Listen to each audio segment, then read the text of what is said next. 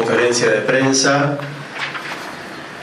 con respecto a la evolución salarial y mejora en los ingresos de los trabajadores municipales, y también lo que tiene que ver con el área económica de la Municipalidad de Goya.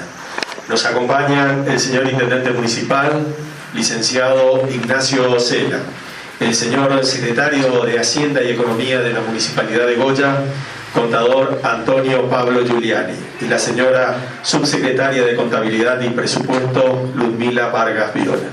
Para dar inicio, vamos a escuchar a continuación al contador Antonio Giuliani.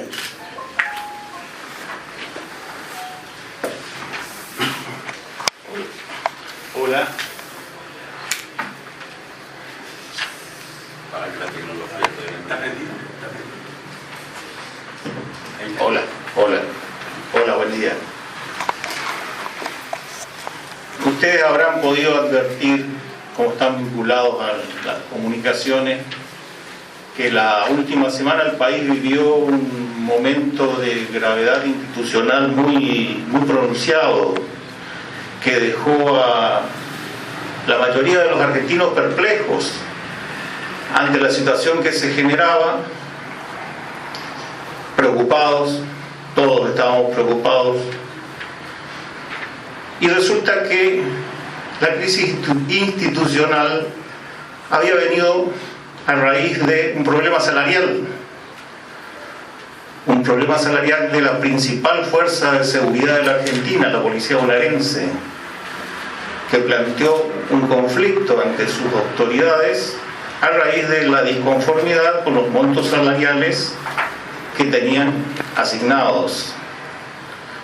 O sea, la primera inferencia que hacemos de la realidad de nuestro país es que la cuestión económica ya empieza a prevalecer sobre la cuestión sanitaria, o por lo menos se pone a la par. Ese tema, como había sido planteado originalmente, de que primero la vida y después la economía, en realidad era un dilema falsamente planteado, porque ambas cosas van de la mano. Imposible pensar una cosa si no se piensa en la otra inmediatamente. Obviamente que ese conflicto trajo aparejado, por ser una puja distributiva justamente, un conflicto adicional entre dos jurisdicciones diferentes. ¿Por qué? Porque para poder hacer frente al reclamo salarial de la fuerza de seguridad de una jurisdicción, hubo que, y aquí discúlpenme el término que voy a utilizar, pero creo que es el más explícito, manotearle la billetera a los vecinos de otra jurisdicción. Este tema está, obviamente, a consideración de las más altas autoridades judiciales del país. Va a ser resuelto seguramente en el ámbito de la Corte Suprema de Justicia, pero más allá de la resolución judicial que tenga, ustedes ven que después de la anestesia que significó para las prioridades económicas todo este periodo de extensa cuarentena que vivimos los argentinos, cuando comienzan a aflorar los problemas económicos, es cuando comienza a ponerse de manifiesto la necesidad de poner el mayor empeño en utilizar cabalmente los pocos recursos que tenemos. Si no utilizamos de modo adecuado, de un modo eficiente, esos pocos recursos, obviamente que los conflictos se van a agudizar y los recursos van a ser cada vez más escasos, porque las necesidades se van a multiplicar con mucha vehemencia. Esa es nuestra auténtica realidad, y de eso en definitiva lo que trata la economía, de hacer una utilización más racional, o lo más racional posible, para satisfacer necesidades múltiples con recursos que son escasos. Así de sencillo esta cuestión que parece tan compleja como es la trama económica. Nosotros, para poder dimensionar apropiadamente este tema, siempre recurrimos a cómo evolucionó para el Estado municipal en los últimos tiempos, fundamentalmente el tema salarial, pero también queremos hacer en oportunidades hincapié de cuál era la situación de la municipalidad en materia de disponibilidad de recursos en cada uno de los periodos en los que le tocó a cada una de las administraciones gestionar los destinos de este municipio. Fíjense ustedes, en el año 2015, ustedes recordarán que el entonces intendente anunció un convenio que había firmado con el Ministerio de Planificación de Planificación Federal de la Nación, con la Secretaría de Energía concretamente, y por ese convenio Goya dispuso, ¿saben de cuánto a valores actuales? De 25 millones de dólares para trabajos de repotenciación de energía y reemplazo de luminarias e instalación de nuevas. 25 millones de dólares. 25 millones de dólares hoy medido al tipo de cambio oficial, 80 pesos al cambio oficial, que no se consigue en ningún lado, son 2.000 millones de pesos. Casi el doble que el presupuesto municipal anual, que es de 1.200 millones de pesos, que abarca todos los ítems. O sea, fíjense ustedes lo que dispuso este municipio en el año 2015, que se lo pagó a una empresa, en un convenio que se había firmado el entonces intendentes con, adivinen quién, o recuerden quién, el entonces secretario de Energía de la Nación, el ingeniero José Francisco López, ¿se acuerdan? El de los bolsos del convento, el que casualmente tiraba millones de dólares arriba de las paredes de un convento de la provincia de Buenos Aires. Entonces, el planteo que tenemos que hacernos es cómo tenemos que administrar más eficientemente los recursos escasos que tenemos ante las múltiples necesidades que se nos presentan. En la gestión anterior, y ustedes ya están ilustrados respecto de este tema porque lo hablamos en una conferencia que habíamos hecho, creo que hace 3-4 semanas, medido desde 2013, diciembre del 2013 a diciembre del 2017, la inflación fue del 221%. En ese mismo periodo, el sueldo del empleado municipal se le recompuso en el orden del 120%, o sea, perdieron la mitad de la inflación los empleados municipales durante el mismo periodo en el que el intendente de entonces le dedicó 25 millones de dólares a obras de repotenciación de energía y reemplazo de luminarias. Fíjense ese detalle. Nosotros, desde que asumimos el gobierno de la municipalidad, desde que está el intendente Ocela a cargo de la administración de este municipio, desde diciembre de 2017 hasta ahora, la inflación fue del 177%, y nosotros, incluyendo un aumento que hoy estamos anunciando en el plus, que pasa de 7.000 a 8.500 pesos, hemos recompuesto en el 208% el salario del empleado municipal. Y no nos quedamos únicamente en la recomposición del salario del empleado municipal. ¿Saben cuánto estaba en diciembre del 2017 el jornal del empleado precarizado, del empleado que cobra por jornal, el que se dedica a las tareas más insalubres en la municipalidad ganaba 120 pesos por jornal. Ahora está ganando 480 pesos. En ese mismo periodo, o sea, desde diciembre del 2017 hasta ahora, le hemos mejorado un 300%, o sea, hemos cuadruplicado el valor del jornal del empleado jornalizado, del empleado precarizado.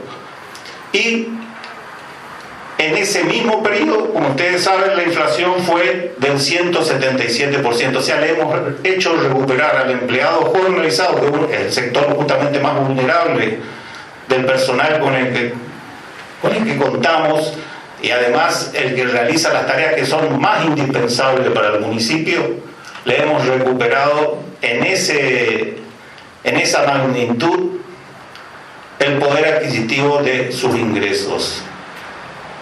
Esto a nosotros, si bien todavía estamos en falta porque creemos que los empleados, el sueldo de los empleados municipales sigue siendo bajo, el problema es que empezamos desde muy abajo, porque en diciembre del 2017, cuando el intendente Ocela se hizo cargo de la gestión, los sueldos de todo el personal municipal no estaban por el piso, estaban en el quinto subsuelo, y desde ahí tuvimos que empezar a remar.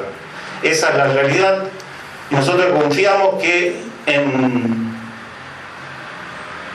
exposiciones que tengan la contundencia de ustedes, que son los comunicadores sociales, lleguen a la sociedad de este planteo, porque de eso se trata el tema actualmente. Los recursos siempre van a ser escasos. Lo importante es cómo se administran esos recursos, porque las necesidades cada vez se van a ir multiplicando más. Muchas gracias. Seguidamente escucharemos las palabras del señor Intendente Municipal, licenciado Ignacio Bocena. Muy buenos días a todos.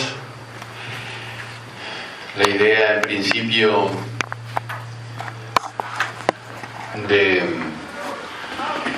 era, entre otras cosas, hacer el anuncio de la mejora salarial para los trabajadores planta permanente y contratados, y a su vez también para los que están jornalizados. En los dos casos ha habido aumentos. En el caso de los planta permanente y contratados, de 1.500 pesos más, con lo que llegamos a 8.000 pesos el plus que se cobra todos los días 15, por lo tanto 8.500, perdón. Por lo tanto, ¿el miércoles o mañana? ¿Mañana ya? Mañana estarían cobrando los 8.500 pesos con la mejora incluida. Y lo mismo va a pasar el día viernes con los jornalizados, con la mejora que se le incluye. Cuando hablamos de esto, hablamos casi siempre, ¿podría bajar un poquitito? Casi siempre hablamos de aquellos trabajadores que menos ingresos tienen. ¿Por qué? Porque el impacto es mayor cuando se mejora el plus en los que tienen menos ingresos, porque para todos, digamos, ¿no? Y después en el caso de los jornalizados también. Entonces lo que pretendemos siempre es mejorar la posición del salario de aquellos que menos ingresos tienen, las categorías más bajas, digamos, ¿no? También decirles que cuando hablamos de la administración presupuestaria, estamos hablando casualmente de mejorar los ingresos de los trabajadores, pero seguir haciendo las obras que nos comprometimos a hacer. Son para nosotros muy importantes, porque no es solamente, y es muy importante, que el trabajador esté lo mejor remunerado posible, pero también son importantes las obras que mejoran la calidad de vida de todos los goyanos. Obras que nos comprometimos a hacer, obras y servicios que nos comprometimos a brindar y hacer en campaña electoral. Dijimos que íbamos a ir mejorando los ingresos de los trabajadores municipales y así lo estamos haciendo. Dijimos que íbamos a mejorar los servicios. Solamente para recordar algunas cuestiones, el servicio de recolección de residuos, estamos seguramente antes de fin de año entrando en el tratamiento de los residuos en la ciudad de Goya por primera vez en su historia. Dijimos que íbamos a hacer determinadas cuadras de pavimento para mejorar la transitabilidad de la ciudad, mejorando calidad de vida de la gente, y eso es lo que estamos haciendo y lo vamos a terminar cuando terminemos la gestión. En definitiva, el presupuesto es todo, el presupuesto es obras, el presupuesto es servicios y sobre todo el presupuesto es salarios de los trabajadores de la Municipalidad de Goya. Por ahí a uno siempre me reclama el contador Giuliani, por ahí uno y también la licenciada, parece un poco frío, pero básicamente eso es administrar un presupuesto. Administrar un presupuesto es dar a cada uno lo que le corresponde, y eso es lo que venimos haciendo desde que empezamos, con la mayor seriedad, con rigurosidad fiscal.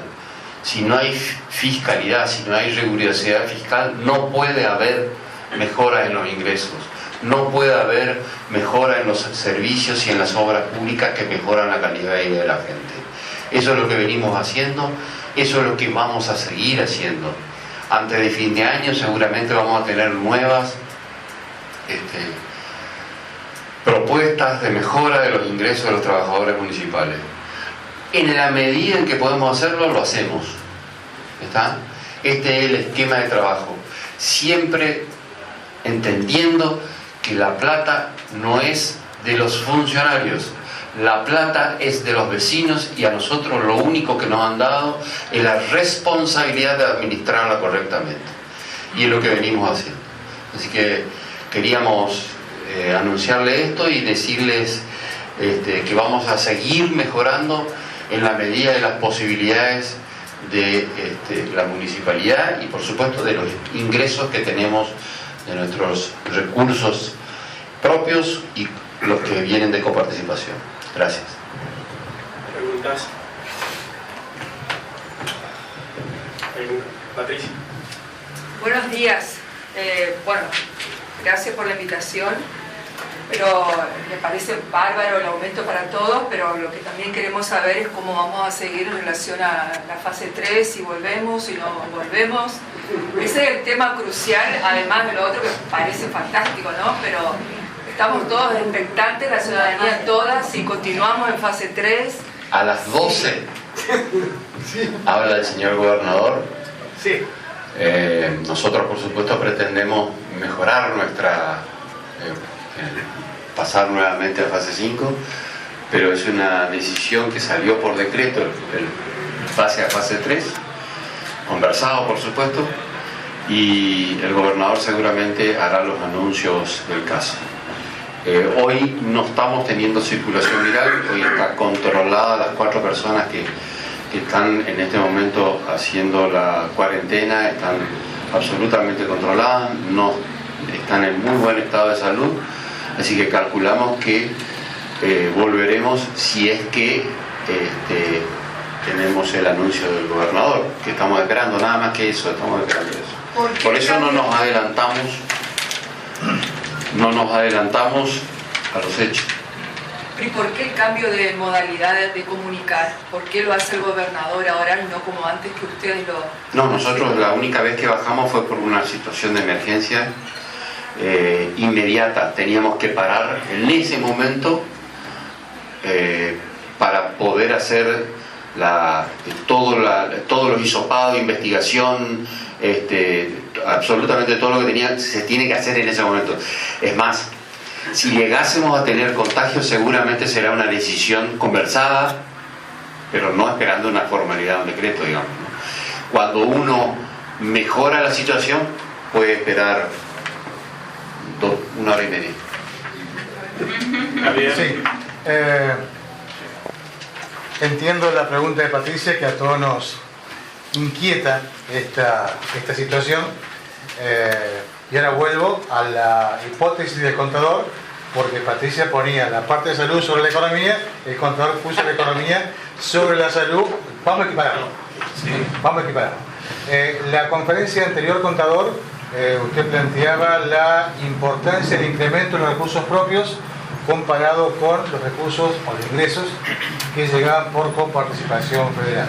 Estamos viendo, gracias a la licenciada, cómo se vienen implementando distintos planes y posibilidades de pago, ahora 12, plan 3 pagos sin interés para poder ingresar al sorteo. Esto significa que en el contexto en el que estamos sigue cayendo la recaudación propia por la falta de circulante o de actividad económica, y por eso su ponderación de la economía sobre la salud, o se busca mantener el equilibrio de que siga este porcentaje de ingresos propios que venían superando los de coparticipación. ¿Se entiende? Sí. Primero quiero aclarar algo, a lo mejor fui demasiado poco claro en lo que expresé recién. Yo en ningún momento creí que la economía estaba por encima de la salud. Lo que sucede es que escuché demasiadas veces al principio de esta cuarentena decir que primero estaba la salud y después la economía, y son dos cuestiones que van de la mano. Por supuesto que la salud es el bien primordial a custodiar, no hay ninguna duda de eso, porque si no, no tiene sentido la vida, estaríamos discutiendo de cuestiones absurdas. De ninguna manera vamos a hablar, porque justamente la economía, en definitiva, lo que estudia es la forma de satisfacer mejor las necesidades que experimenta el ser humano. Esto es así, y entre otras cosas, indudablemente que la jerarquía en la escala de necesidades que tiene la salud dentro de ese conjunto de requerimientos que se generan está en un lugar primordial, ¿no es cierto? La salud, como decíamos. Eso quería, no porque lo hayas expresado mal vos, sino yo seguramente no lo expresé con suficiente claridad hoy cuando hablé. Yo soy exagerado preguntando. De ninguna manera te estoy reprochando, sé de tu buen tino para hacer los requerimientos que corresponden. La realidad siempre fue, Javier, que el segundo semestre, la segunda parte del año, los ingresos municipales siempre tienden a disminuir, por una razón muy sencilla. Los vencimientos de los principales impuestos locales se producen entre enero y junio. Tenés el impuesto automotor, que entre enero y febrero vencen los pagos de contado, y mucha gente lo quiere aprovechar porque siempre se les ha brindado unos excelentes descuentos. En el impuesto, la tasa de la retribución de servicios, que es un impuesto que vence bimestralmente y empieza a vencer en el mes de febrero, pero como también ofrecemos buenos descuentos por los pagos de contado, la gente quiere aprovechar y pagar, sobre todo el sector que más cumple con sus impuestos municipales, quiere aprovechar esos descuentos y ya hacer frente a la totalidad del año durante el primer semestre. Obviamente que entonces nos vamos a encontrar con un segundo semestre en el que necesitamos generar una cantidad de incentivos adicionales a los que ya tenemos para que la gente cumpla, para que aquellos que no tienen, digamos, la premura que tienen los primeros vecinos que concurren a cumplir con sus obligaciones para con el municipio, lo hagan, y lo hagan teniendo en cuenta que estamos en un momento de mucha dificultad. Entonces tenemos que ponerle al vecino la mayor cuota de paciencia financiera, por decírtelo así, y también de contemplación en la carga de intereses, porque sabemos que la realidad que vive el vecino de Goya es una realidad muy dura, una realidad tocada por la pandemia, y si bien nosotros hemos tenido la suerte de tener en Goya libertades que otras ciudades no lo tuvieron, también desde el punto de vista económico, en materia de aperturas de comercios y demás,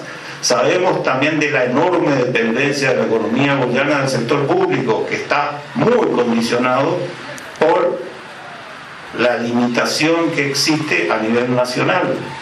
Esto es así, esto es una realidad que no podemos negar y que desde luego la tratamos de afrontar de la mayor manera posible. Nada más que por eso, o sea, nosotros somos conocedores de esta situación, ponemos todos los incentivos, generamos las mayores facilidades posibles, siempre en el segundo semestre vos vas a encontrar de modo permanente esa tendencia, porque en el segundo semestre ya te encontrás con que el sector más cumplidor ya cumplió durante el primer semestre con esas obligaciones. ¿Hacemos? Bueno, buen día, intendente, buen día, señor secretario, subsecretario, gracias. Dos preguntas al contador Giuliani. La primera tiene que ver con el aporte del Tesoro Nacional que ha hecho a las provincias, que anunció.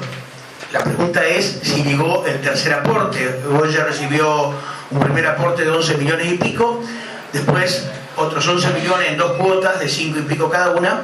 La pregunta es si recibió la Municipalidad de Goya el tercer aporte.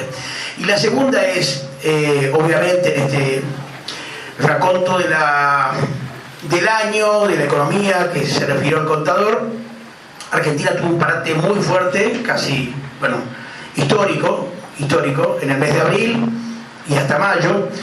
En junio comenzó a subir algo y en agosto, dicen muchos indicadores, está al mismo nivel que el 2019, que fue malo, por supuesto, ¿no? La economía, pero obviamente que aumentó. La pregunta en este caso es, ¿también comenzó a llegar más ingresos de coparticipación al municipio de Goya? A ver, en referencia a la primera cuestión que planteás, la provincia no recibió el tercer envío aún. Por lo tanto, mal podemos haber recibido nosotros. Sintetizo los pasos. Sí, está bien. No hemos recibido, pero obviamente no lo recibió la provincia. Esos fueron anuncios que fueron efectuados allá por el mes de abril, al principio. Fíjate todo el tiempo que pasó. Era un modo de compensación de la caída de la coparticipación. O sea, era un modo, te diría, de coparticipar la emisión monetaria. Se coparticipó parte de la emisión monetaria. Era un modo de, digamos, poner a las provincias en situación de poder hacer frente a sus obligaciones, y la realidad demostró posteriormente que eso fue usado de modo discrecional por el Poder Ejecutivo Nacional, por el gobierno de la Nación, fue usado de modo discrecional y direccionó toda esa ayuda que tenía su origen en la emisión monetaria hacia la provincia de Buenos Aires. Esto fue así. Hay que plantearlo las cosas como son, ¿no es cierto? Si no, se parece a un relato. O sea, esa tercera cuota que vos concretamente mencionás, esa no llegó ni a la provincia y obviamente tampoco llegó al municipio. Y en referencia al segundo tema, que si el crecimiento de la economía sí, volcó en mayor coparticipación para los municipios, en este caso para Goya. Sí, yo te voy a corregir algo con respecto al tema de crecimiento de economía que vos planteás ahí en... Lo que hubo fue lo que en economía se llama el rebote del gato muerto. Obviamente que si pegaste contra el suelo... Eso dije, desde abril. No es que se puso a niveles de actividad económica similares a los del 2019. Lo que sucedió fue, después de una caída brutal que tuvo la actividad económica durante el segundo trimestre del 2020, o sea, mayo, junio y julio, en agosto empezó a verse algún tipo de recuperación, pero nunca a niveles previos de la pandemia, y son niveles de recuperación muy débiles todavía. Si vos hablas, si la pregunta es respecto de si eso se trasuntó, digamos, se vio cristalizado, materializado en un aumento de coparticipación, sí hay aumento de coparticipación, pero no en términos reales, está claro. No, significa que si vos medís mismo mes contra mismo mes del año anterior, o sea, agosto del 2020 contra agosto del 2019, el aumento que hubo de la coparticipación no alcanza a compensar el nivel de inflación que hubo durante esos periodos. O sea, a nivel fiscal siempre vas a tener un problema gravísimo en una situación como esta, porque el déficit proyectado para la Argentina, el déficit fiscal proyectado para la Argentina durante este año va a ser de 10 puntos del Producto Bruto Interno. Eso es una monstruosidad. Y eso está reflejado por una cuestión que es básica, que es la caída en los niveles de recaudación. Y para el año que viene, el presupuesto que están por presentar ahora en septiembre el gobierno al Congreso, va a continuar el déficit en un nivel aminorado, va a ser el 4,5% del Producto Bruto Interno, pero sigue siendo elevadísimo, y eso va a proyectar inflación, y eso va a proyectar caída de todas las jurisdicciones en términos de poder adquisitivo. En términos de poder adquisitivo, en lo que se refiere a la coparticipación. Eso va a ser así, esa va a ser una realidad con la que nos vamos a enfrentar por mucho tiempo, porque esa es la situación de Argentina actualmente, Pepe. No, está bien, pero hubo un poquito más de... Claro, así como te digo, como un rebote de gato muerto. Gracias. Antonio. Sí, estas autoridades, buen día. Escuchándolo al contador, el caso viene bravo, ¿no?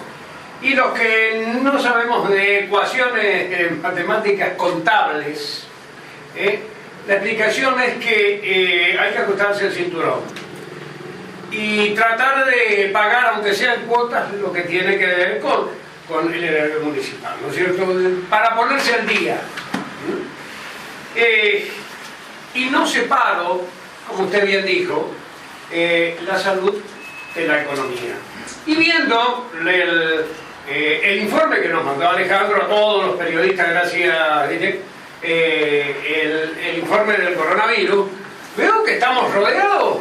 Y así como usted hizo una comparación, ¿no es cierto?, el gato muerto, te digo, entregate que está rodeado. Acá tenemos, a ver, viendo recién, está bien, Bellavista 13 casos, San Roque 28. Esquina que estaba libre de culpa y cargo, también uno. ¿Cuál es mi pregunta? Ignacio, esperamos, pero Gustavo no la tiene fácil, Gustavo tiene 214, hoy tuvo 23 nuevos.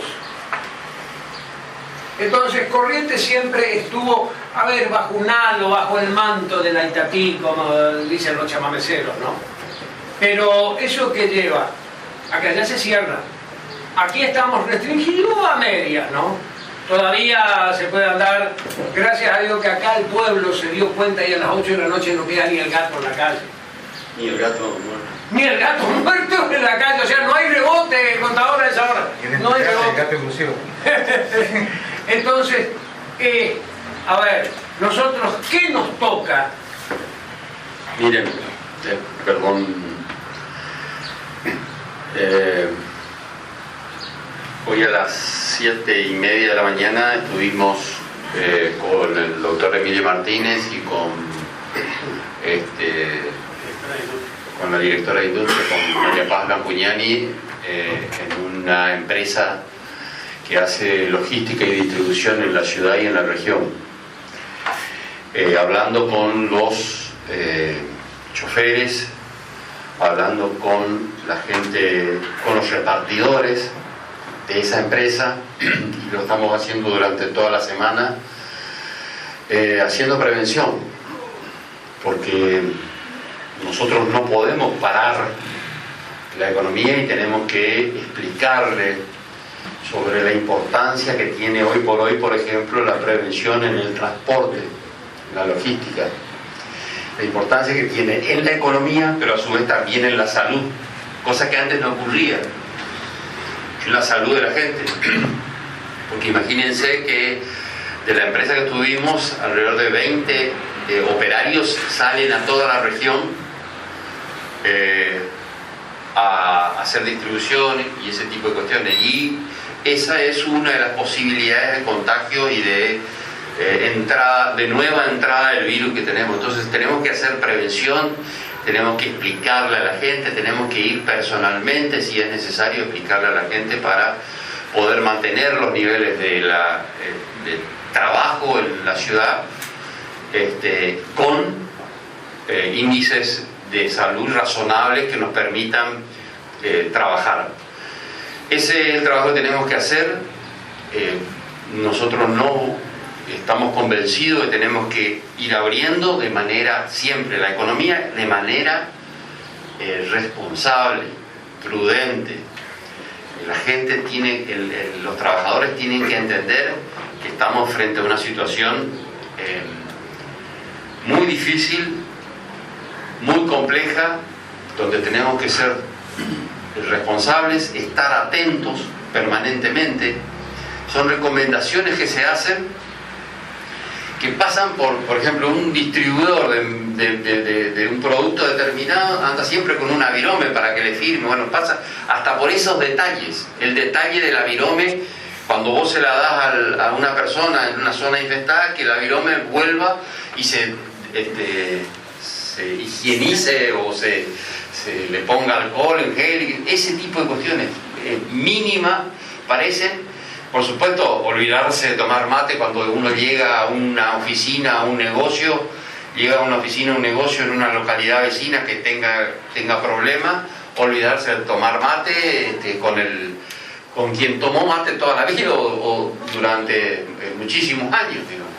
Entonces, estas cuestiones son fundamentales. Depende de nosotros, no depende de la municipalidad, ni del gobierno provincial, ni del gobierno nacional. Depende de cada uno de nosotros. Yo tengo la esperanza y tengo la fe de que el gobierno va a actuar como corresponde frente a estas circunstancias, y lo viene haciendo. Somos la segunda ciudad de la provincia, tuvimos durante más de 160 días un caso importado. Ahora tuvimos 4, pero esos 4 casos están controlados. En principio no estamos teniendo nuevos contagios, esto es un dato central. Ya pasaron 10 días de aquellos contagios. Todos los rehisopados dieron negativos, nos está faltando uno que estamos esperando con mucha ansiedad. Pero lo importante en todo esto es que venimos bien y que tenemos que cuidar, que no es una cuestión solamente de salud, porque si tenemos un brote como tuvo San Roque, tenemos que paralizar nuevamente nuestra ciudad. Y ya lo dije al principio casi de la pandemia, no quiero volver a ver una ciudad vacía como la que vivimos esos primeros días de pandemia. Tenemos que hacer todo el esfuerzo para que nuestra gente pueda trabajar, pueda parar la olla en su casa y pueda vivir dignamente. Eso es lo que pretendemos, y en eso estamos trabajando. Nosotros vamos a hacer lo imposible, pero depende mucho de conductas sociales. ¿Está claro, Proto? Ante esta situación, intendente, los controles de ingreso a la ciudad. Bueno, ese es otro de los temas, ¿no? O sea, los controles de ingreso a la ciudad. Nosotros, cuando vimos una cuestión que no sé si lo dije, pero estamos en este momento en la provincia en el momento en que está para arriba los focos. Se ha diseminado, sobre todo, fíjense en la cuestión cuando hablamos de la logística, qué sé yo, sobre las rutas. La ruta 12 y la ruta 14. Si ustedes ven el mapa van a ver que el centro está vacío. Eso es porque tiene menor movilidad el tema de la logística. Entonces, tenemos que estar atentos en nuestro acceso, en los dos accesos. En los dos accesos hemos reforzado los controles. En el acceso de carga de los equipos pesados, el refuerzo es el siguiente.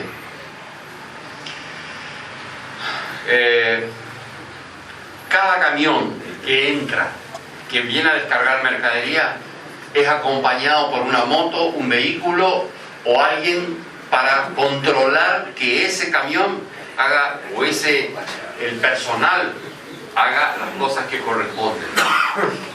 Me voy a bajar un poquito porque la verdad que no se puede hablar.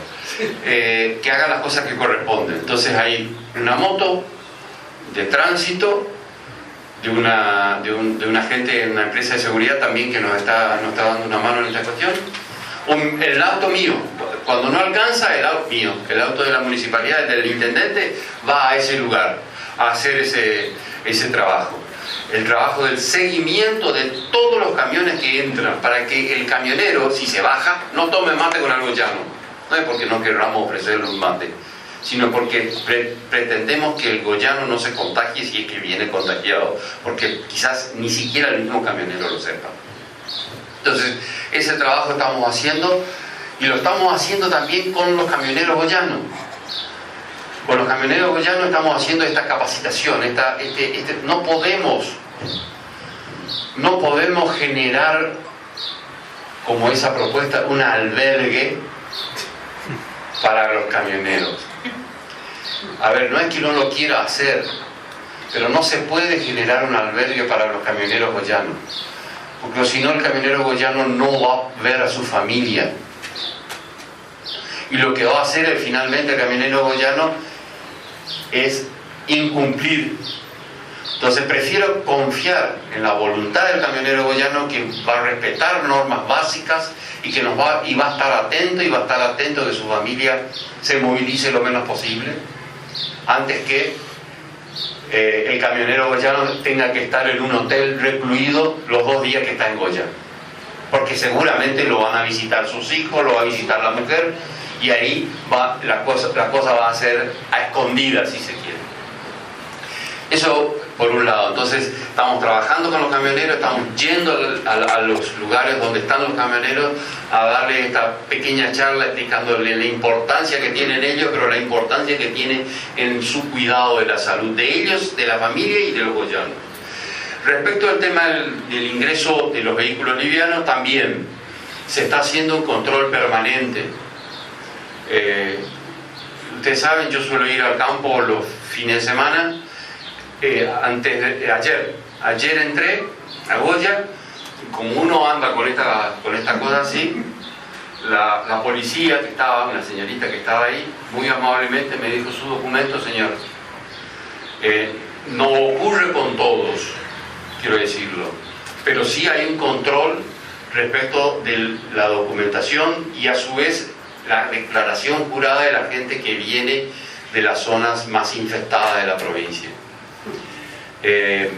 No todas, porque Mercedes, Curuzú no han tenido ningún caso, pero San Roque está en problemas y no vamos a impedir que vengan los hermanos de San Roque, no lo vamos a impedir, pero porque no sabemos todavía que si tiene o no tiene circulación comunitaria, pero sí vamos a controlar, porque queremos saber a dónde va, con quién va a estar, porque queremos ubicar el nexo si llegamos a tener algún tipo de problema. Esa es la idea, digamos. Sobre eso venimos trabajando, así lo plasmamos con el comité de crisis, y la verdad es que venimos bien. Tenemos que estar atentos y hacer el esfuerzo máximo para que no tener nuevos focos de coronavirus en la ciudad. A todos por su presencia, muchísimas gracias. Muchas gracias.